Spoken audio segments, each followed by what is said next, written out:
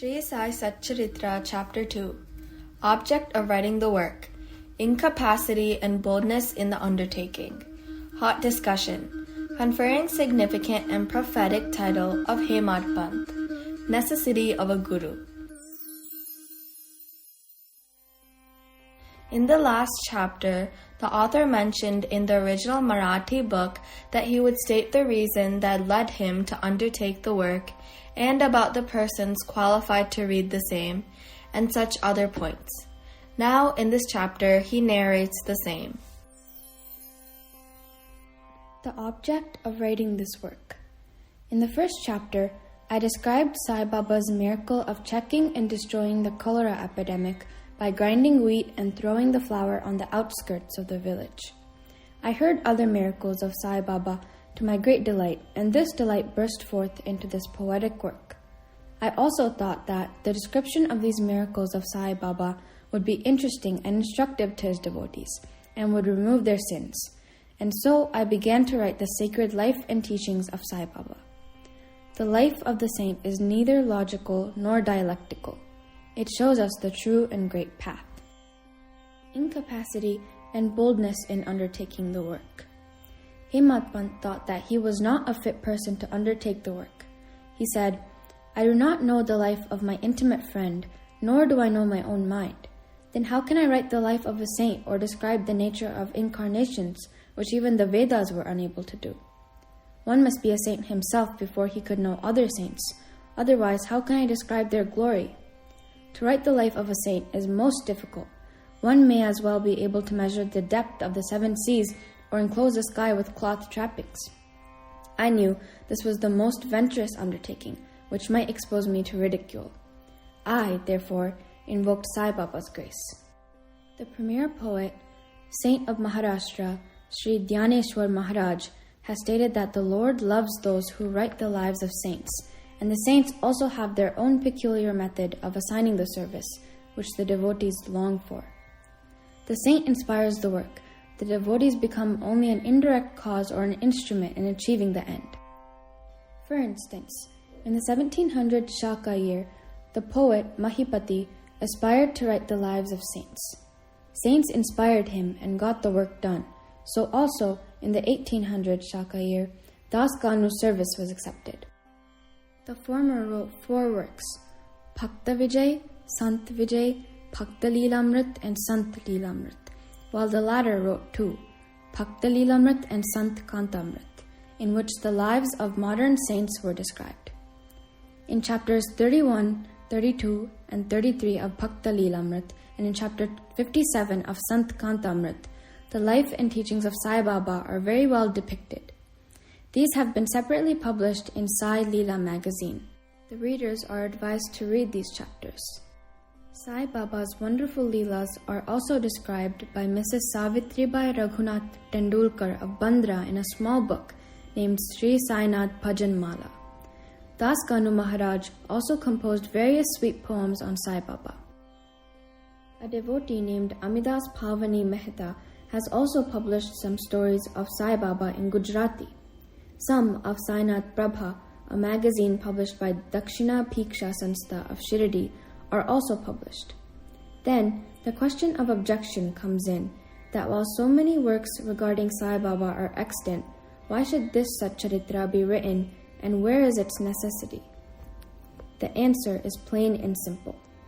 The life of Sai Baba is as wide and deep as the infinite ocean, and all can dive deep into the same and take out precious gems of knowledge and bhakti and distribute them among the aspiring people. The stories, parables, and teachings of Sai Baba are very wonderful. They will give peace and happiness to the people who are afflicted with sorrows and heavily loaded with miseries of this worldly existence, and also bestow knowledge and wisdom, both in worldly and spiritual domains. If these teachings of Sai Baba, which are as interesting and instructive as the Vedic lore, are listened to and meditated upon, the devotees will get what they long for: union with Brahma, mastery in 8-fold yoga, bliss of meditation, etc. So, I thought that I should call these stories together. That would be my simple and best upasana. The collection would be most delightful to those simple souls whose eyes were not blessed with Sai Baba's darshan. So, I set out about collecting Sai Baba's teachings and expressions, the outcome of his boundless self-realization. It was Sai Baba who inspired me in this matter. In fact, I surrendered my ego at his feet and thought that my path was clear and that he would make me quite happy here in the next world. I could not myself ask Sai Baba to give me permission for this work, so I requested Shama, Baba's most intimate devotee, to speak to him for me. He pleaded my cause and said to Sai Baba, "This Anna Sahib wishes to write your biography. Don't say that you are a poor fakir and there is no necessity to write it. But if you agree and help him, he will write, or rather your grace will accomplish the work. Without your consent and blessing, nothing can be done successfully." When Sai Baba heard this request, he was moved and blessed me by giving him his udi and placing his boon-bestowing hand on my head and said, "Let him make a collection of stories and experiences. Keep notes and memos. I will help him. He is only an outward instrument. I should write my autobiography myself and satisfy the wishes of my devotees. He should get rid of his ego, surrender it at my feet. He who acts like this in life, him I help the most. What of my life stories? I serve him in his house in all possible ways. When his ego is completely annihilated and there is left no trace of it, I myself shall enter into him and shall myself write my own life. Hearing my stories and teachings will create faith in devotees' hearts, and they will easily get self-realization and bliss. Let there be no insistence on establishing one's own view, no attempt to refute others' opinions, no discussion of pros and cons of any subject." Significant and prophetic title. The word discussion put me in mind of my promise to explain the story of my getting the title of Hemat Pant, and now I begin to relate the same. I was on close friendly terms with Kaka Sahib Dikshit and Nana Sahib Chandorkar. They pressed me to go to Shirdi and have Baba's darshan, and I promised them to do so.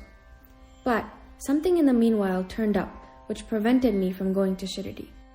The son of a friend of mine at Lonavala fell ill. My friend tried all possible means, physical and spiritual, but the fever would not abate. At length, he got his guru to sit by the bedside of his son, but this was too of no avail. Hearing this, I thought, what was the utility of the guru if he could not save my friend's son? If the guru can't do anything for us, why should I go to Shirdi at all? Thinking this way, I postponed my Shirdi trip, but the inevitable must happen, and it happened in my case as follows. Mr. Nana Sahib Chandorkar, who was a divisional officer, was going on tour to Bassein. From Thana, he came to Dadar and was waiting for a train bound for Bassein. Meanwhile, a Bandra local turned up. He sat in it and came to Bandra and sent for me and took me to task for putting off my Shirdi trip. Nana's argument for my Shirdi trip was convincing and delightful, and so I decided to pack for Shirdi and start the same night. I packed up my luggage and started for Shirdi. I planned to go to Dadar and from there to catch the train for Manmad, and so I booked myself for Dadar and sat in the train. While the train was about to start, a Mohammedan came hastily to my compartment and, seeing all my paraphernalia, asked me where I was bound to. I told him about my plan. He then suggested I should go straight to Bori Bandar and not to wait at Dadar, as the Manman mail did not stop at Dadar. If this little miracle or Leela had not happened, I would not have reached Shirdi the next day, as settled, and many doubts would have assailed me. But that was not to be.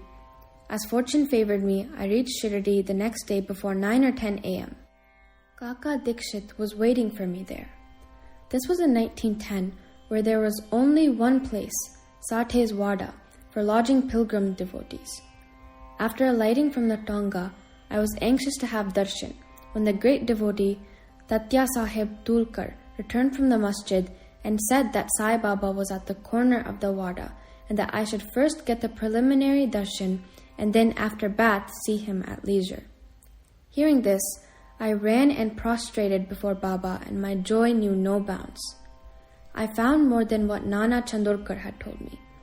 All my senses were satisfied, and I forgot my thirst and hunger.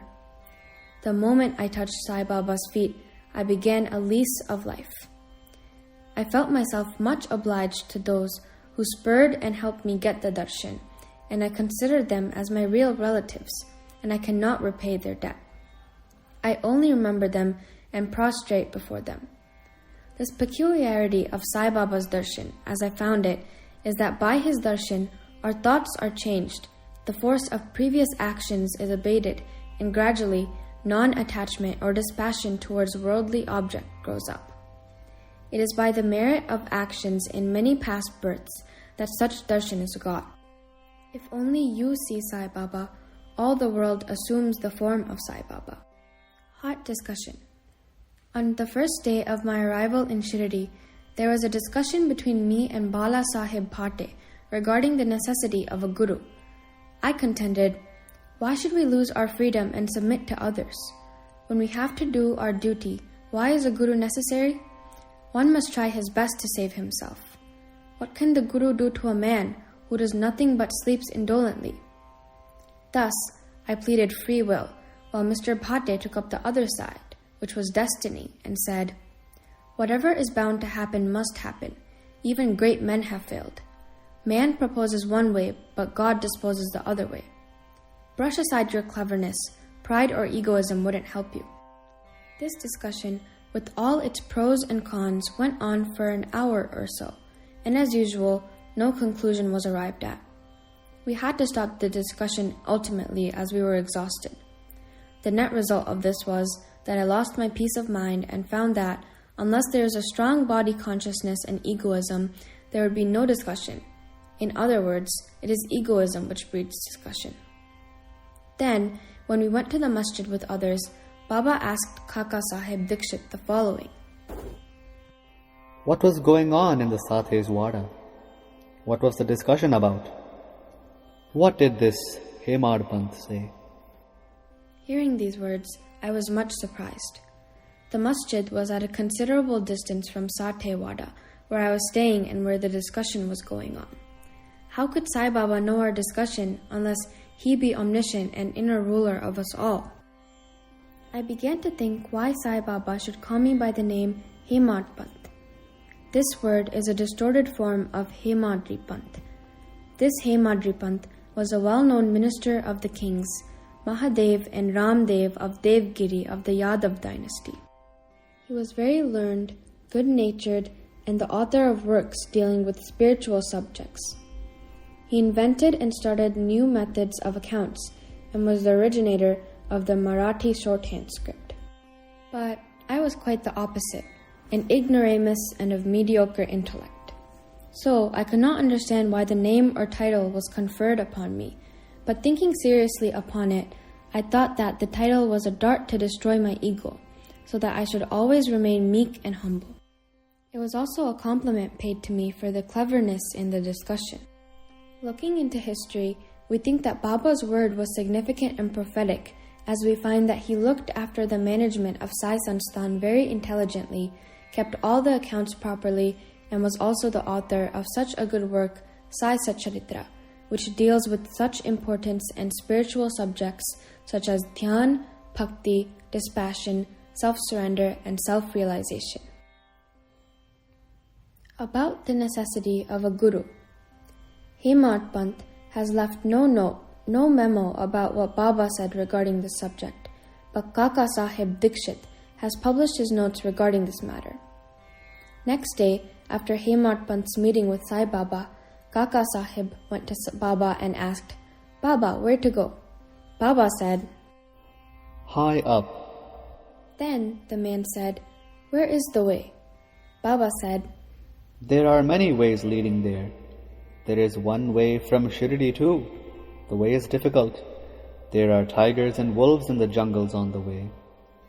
Kaka Sahib asked, But Baba, what if we take a guide with us? Baba answered, Then there is no difficulty. The guide will take you straight to your destination, avoiding wolves, tigers, and ditches on the way. If there be no guide, there is the danger of you being lost in the jungles or falling into ditches. Mr. Dabholkar was present on this occasion, and he thought that this was the answer Baba gave to the question whether Guru was a necessity. He, therefore, took the hint that no discussion whether man is free or bound is of any use in spiritual matters, but on the contrary, real Paramartha is possible only as a result of teachings of the Guru. As is illustrated in this chapter of the original work, in the instances of great avatars like Ram and Krishna, who had to submit themselves to their gurus, Vasishtha and Sandipani respectively, for getting self-realization, and that the only virtues necessary for such progress are faith and patience. Bow to Sri Sai, peace be to all.